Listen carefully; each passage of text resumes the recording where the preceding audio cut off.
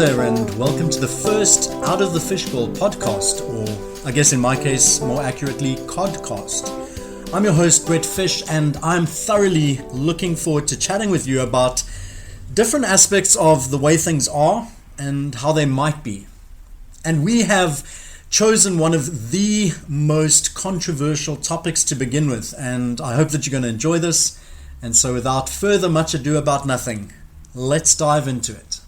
Episode 1, Pineapple on Pizza!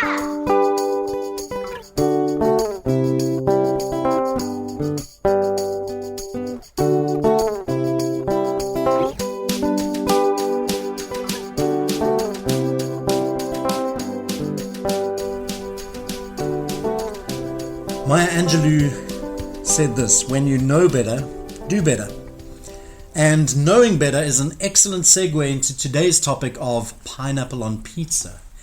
And maybe I should start with a bit of a history of pineapple on pizza, although if you are somebody that has followed me, especially on the Twitterer, the moment that you hear me say the words pineapple on pizza, there are many images and connections that you'll be making already, because I speak about it all the time. And one of the weirdest, strangest things about pineapple on pizza, very similar for me with the idea of carrot cake, is that I love pizza, and this is going to surprise some people. I love pineapple. Pineapple in its natural state, juicy, cut fresh from the pineapple tree in the way it was meant to be. And in fact, with most fruits, the moment you start cooking them or frying them or boiling them, something evil and chemically happens and they just become unfit to eat. And so I love pizza, I love pineapple, but the moment you put pineapple onto pizza and it's warmed and the juices are sinking into the pizza, ugh, absolutely disgusting. And so that's kind of my stance on pineapple on pizza. And I want to start with a little story based on the Twitterer. So some of you might know of these things called hashtag games. I used to run them on the Twitterer for about 3 years, where you'd have a team of people and every week you would come up with a hashtag, and it would basically be the theme of your game. So it might be alternative jobs for superheroes, or it might be 3 things to take to a desert island. And so you would drop the hashtag and anyone else could jump on and play the game and kind of give their answers or their ideas. And the idea would be to be the most funny, to have the most retweeted, to be the most weird or whatever. And just an amazing place, a lot of fun, and made a lot of friends in that space. And I'm no longer hosting a game, but I still play along with many of my friends who are running games. Now what happened on this hashtag game is that I used to, and I don't know why it happened, because I hate raisins with a passion. And we'll touch on that a little bit later. But for some reason on the Twitterer, in those spaces, pineapple on pizza became my thing. That every game I'd find a way or a space or a meme or a GIF to just remind people that this is an evil, hated thing. And it was, to some extent, it's an absolute joke, because while I don't enjoy pineapple on pizza, I am not offended by other people that do. But in that space, that was the thing that I was known for. So it's a bit of satire, it's a bit of banter, and used to have a lot of fun with people around that topic. But then there was a woman from Australia, which is completely irrelevant to the story, who was a friend of mine. She was part of my team in the hashtagging community, and for about 1.5 years we knew each other, and I thought we were pretty close. And then at some stage I was unfriended and blocked, and she kind of left with a message that said that she had felt bullied. And this specifically related to the pineapple on pizza thing. So every time anybody would share a tweet that was promoting pineapple on pizza, I would jump on and in caps write, "Get out."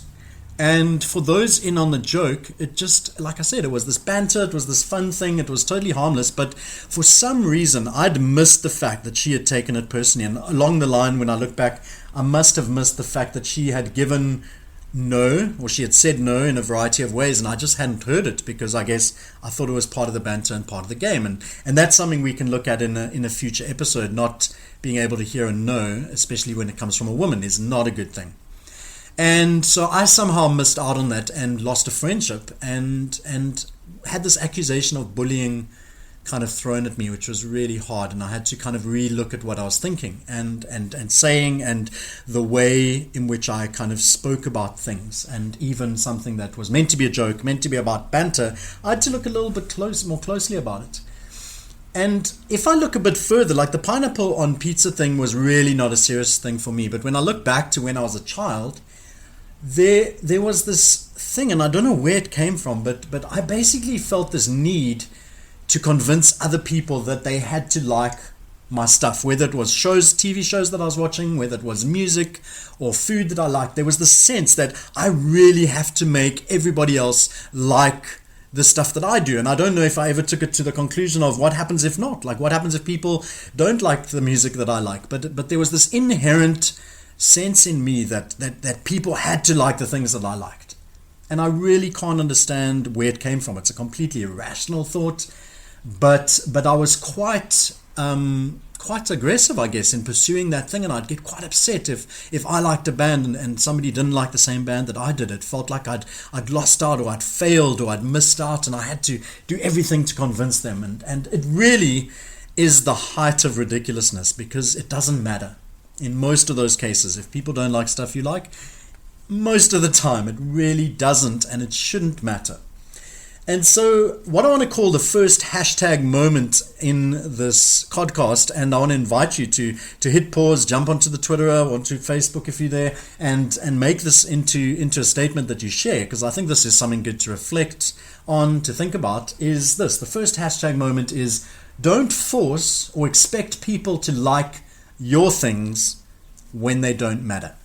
And so I think this becomes slightly different when we're talking about vaccination, when we're talking about bigger issues that do have an impact, when we talk about wearing masks and things like that. It's not just wear them if you want, don't wear them if you want.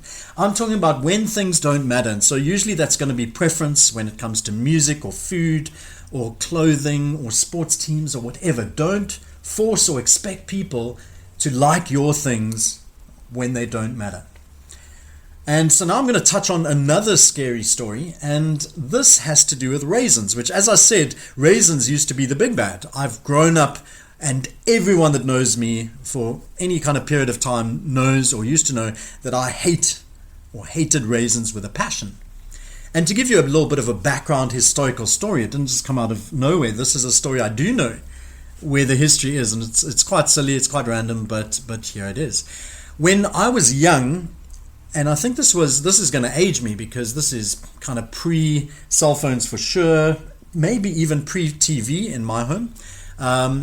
Once a year, my family used to go to this children's home, and we used to watch a movie that was projected onto a screen. Now, a lot of you are going to have to go to Google and find out what that means, but they had this big old projector, and the film was on actual kind of film, and we used to watch a big movie once a year. And so because we didn't have TV and series and phones and all those kind of things, it was quite a big deal. It was our annual big movie watch. And I remember that this year it was Ben-Hur, which I've never seen and am still in therapy for to this day. No, not quite. But we were going to go watch Ben-Hur. And I think I was 5 years old, and I really didn't like raisins. I remember that. I don't know why, but I didn't like raisins. And my mom made us a meal that had raisins in, and I was forced to eat it because I grew up in the generation of you will sit there for 8 hours until you finish that broccoli or cauliflower or whatever you don't like. And so I was forced to eat this dish with raisins that I didn't like, and I remember throwing up a lot and having to go to bed. And I missed out because everyone else went to go watch the annual movie, and I stayed in bed sick, and I missed Ben-Hur, and I still haven't seen it to this day. And so that's kind of where the hatred of raisins began in me, and it kind of extends to all squishy fruit. I've written 2 songs about it, a song called The Squishy Fruit Conspiracy, and I forget what the other one was called, but just anti-raisin songs. Oh, it was called Sultanas. It was based on that Snow song Informer, where you can't hear any of the lyrics. And so you could probably go find those online. That's how crazy this obsession is, that I've literally recorded 2 songs about it. But another thing that happened as a joke, as a satire, is that I developed a raisin theology. And so I grew up in the church. I was a Christian, and so I was often in places where other Christians were discussing theology and stuff, and I created this thing that was a complete joke. And what makes it quite easy is that the word raisin actually has the word sin in the Word. And so it's easy to have this story, and basic understanding of the creation story in the Bible is that there was this garden, and in the middle of the garden there was this fruit tree that God told people not to eat from. And now if you think about a garden, the only logical tree that can really be in the middle of all of the garden is a grapevine. It stretches all the way across, and so obviously it was a grapevine, and grapes were good. God looked down on them, said, these are good, eat them. But after a few days, God noticed that the grapes had gone bad, and so they became these things that now we call raisins, because we're trying to fool people into thinking they're good and eating them. And so God was literally just warning mankind about avoiding food that had gone off. And we know the story that they ate of the fruit of the vine, and the actual sin was the thing of disobedience in this raisin theology of mine. And so it was a great fun story I used to tell on camps, and it was completely ridiculous, but I used to have Bible verses taken out of context to back it up. The word sin is in the word raisin, and so there was a lot of, it became this beautiful story. And I remember I was on a conference, this would be in the 90s somewhere. It was a student conference, and I was on a camp, and it was a diverse camp, and it was probably one of the first kind of openly diverse camps that we were having as students. And so there were some black students, and I remember this occasion that happened in the kitchen where I was telling my raisin theology to these two young black students. And we have to remember kind of the political situation in that time, in the 90s, where whiteness was seen as being in control, whiteness was seen as the authority, and all that kind of nonsense. And so I was busy telling this story, and there was a moment when I looked up in the middle of my raisin theology, and I looked at these two guys listening to me, and I thought to myself, oh boy, these guys literally are believing what I'm telling them. They think I'm telling them the truth. I'm telling them this ridiculous made-up story about raisins in the Bible, and they are believing me as an expert in the space. And so at that moment, I resolved never ever again to tell the raisin theology. But what is important about that story is, again, it highlights the danger of presenting satire as truth. If everyone is in on a joke, if we think of The Onion as a website, it has amazing articles that are hilariously funny if you know that they're not true. For other people, an Onion article comes across your desk, you read the headline, most people often don't read the article, and people think it's true, and so they'll send it, or they'll start telling stories at dinner parties of this thing that is true, when it is in fact satire. And so it's so important when we're telling satire, when we are using sarcasm, when we are using private kind of in-house stories and jokes online, when there might be an audience that don't understand them, that don't get them, it can be a dangerous thing. We can really get into trouble. And so we've got to be so careful that when we are using satire, that people understand that it's satire. We need to be careful that when we're sharing jokes, we're not inadvertently teaching somebody a falsehood that they're going to take and pass on. And so I think that's another significant thing to think about in this whole pineapple on pizza kind of thing. And then the second hashtag moment that I want to share in this podcast is this: the possibility of celebrating someone else's thing. What is the possibility of celebrating someone else's thing? And the first kind of idea that came to mind with this was Premier League football. Now, I'm not a Premier League football supporter. If I sit down and there's a game on, I'm as loosely connected to Manchester United as possible, so I will support them if they're playing a game with someone else. I don't seek out Premier League football. I kind of keep an eye on the table just to see where they are, just as a kind of very unloyal Manchester United supporter. But the thing with Premier League football is that for those who are supporters, it generally is the opposite of this hashtag moment, the possibility of celebrating someone else's thing. Because typically what happens, and this happens with other sports, it happens in music and style and various other things, but it happens very strongly and obviously with Premier League football, is that we tend to make it personal. And people tend to link identity to preference. And so if you like another team that I don't like, you suck. You are less of a person in some way because you're supporting, inverted commas, the wrong team. And I just wonder about that as a concept, because I think it happens in a lot of places. You like rock music. If somebody likes country music, then they suck. They've got no idea what good music is. Or if somebody says they like Nickelback, you have no idea, your music taste sucks. And just how much of the world, how much of our lived daily kind of experience is spent putting other people's tastes and likes down. And again, remembering this idea that these are things that really don't matter. Does it matter if somebody likes U2 and somebody else likes Pink Floyd? Does it really matter? Does it matter if someone likes mashed potato and somebody else likes tofu? I would have strong feelings on that one.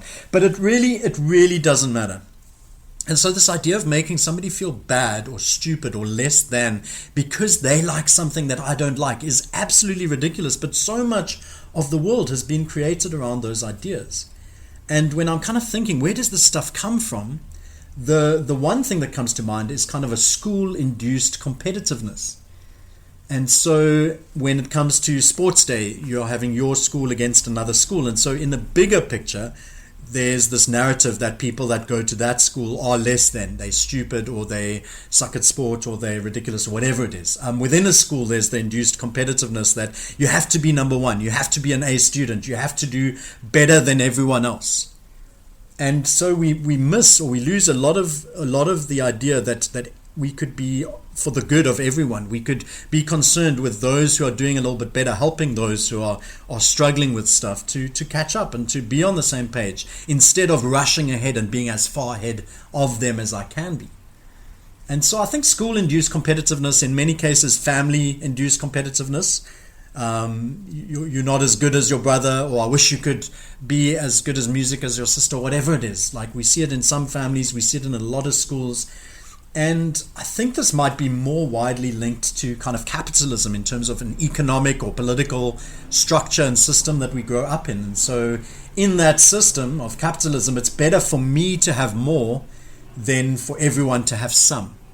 And the community, the world, loses when we have that attitude. It's better for me to have more than for everyone to have some. And so we have the ridiculous disparity between rich and poor, where we saw during the pandemic that the billionaires made so much money while people on the other end of the spectrum were losing jobs and were struggling to find enough food and struggling to survive.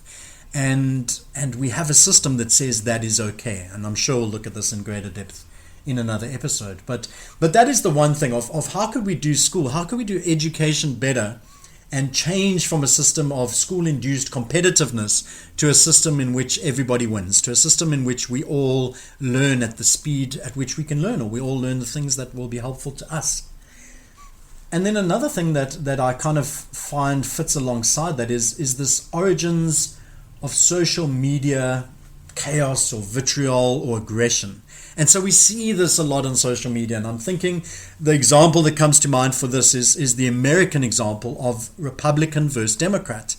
And it might well be that when you are on the Twitterer, and especially during election time, that what you see, what you read about in terms of Republican and Democrat might just be the extremes talking. Maybe there are a lot of people who exist who are Republican or Democrat and are very fine with having Republican and Democrat friends, and it's not a big deal. But when it's election time in particular, and even various other times on social media, if you see a Republican commenting, there's often the sense that from their perspective, if you're a Democrat, then I want you to die. And that is extreme, but I see that all the time, especially during elections. It's not enough that you have a different belief, you have a different way of seeing things, you have a different style of government and a different focus and a different perspective or tension, but it's like, if you are not the thing that I am, then you need to die, your family needs to die, you need to be hurt, you are stupid, you are less than, you are a moron or an idiot or whatever.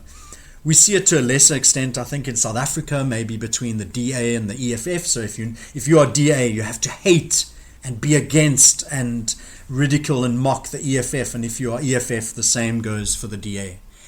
And I mean, in some of those cases, there might be a case for looking at a party like the DA and seeing its historical whiteness and maybe coming to the conclusion that the best thing forward is to disband and to create something better with better values in its stead. So there might be times when actually that is the right conclusion. But I think most of the time, the world would be a better place if a Republican and a Democrat could be friends and be able to argue and debate on the things that differ, and maybe have really strong differing opinions on things, but that doesn't make me love you less. It doesn't make me think of you as less than a human being.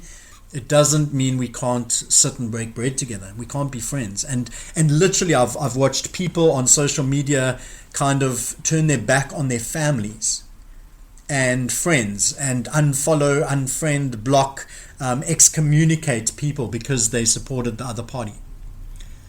What if we were in a world where if somebody thought differently from us, we could lean into the possibility of celebrating someone else's thing? And obviously with politics that might be a little bit differently, or might be a bit different. So maybe we need to focus on this more when it comes to things that don't matter, because politics often does matter, and choices and decisions and values and aspects of governing affect people's lives. And so there are things that we need to be strongly against. But even in those spaces, can we do it without lessening the personhood of the person that we're engaging with? And especially in spaces where it doesn't matter. So when we're talking about music and food and clothing and sport, can we find ways of celebrating what brings somebody else happiness, or at the very least not diminishing their happiness? If their team scores a win, not ridiculing it, not taking away from the victory, and maybe even if they score a win against our team. If somebody wears Crocs and you think Crocs are the worst thing, can we find a way to celebrate that for them, that's something that they enjoy, and that's something that they find comfortable and valuable, and not finding the need to diminish or lessen? Because I think when we can start seeking the possibility of celebrating someone else's thing, I think the world is going to be a far better place. And as I wrap this up, I want to leave us with a call to action. And I think the call to action in this episode is a shift in value, right? This African idea of umuntu, gubuntu, gabantu, I am a person through people. Or the idea that the needs of the many outweigh the desires of the one. This premise that together is better than against, or together is more powerful than versus. And so I really hope that as you've spent some time with me listening to this, and I want to thank you for that, and I hope that you will subscribe, and I hope that if you enjoyed this, you will share it on social media with your friends. Get more people listening and engaging to these ideas. Let's grow an audience. Let's engage around these things. I'm hoping that you will lean into those things. When you know better, do better. Don't force or expect people to like your things when they don't matter. And the possibility of celebrating someone else's thing. And let me end by saying this. I will fight for your right to eat and enjoy and love and thrive on eating pineapple on pizza. I will fight for it. I will continue on social media to pretend that it's the worst thing in the world, and I will continue to show I Love Lucy pulling up her face at, pineapple on pizza, and I will continue to be in that joking space. But if it becomes a serious thing, I will really fight for your right to enjoy the kind of pizza that you want to enjoy, while absolutely enjoying my Avo bacon and feta pizza.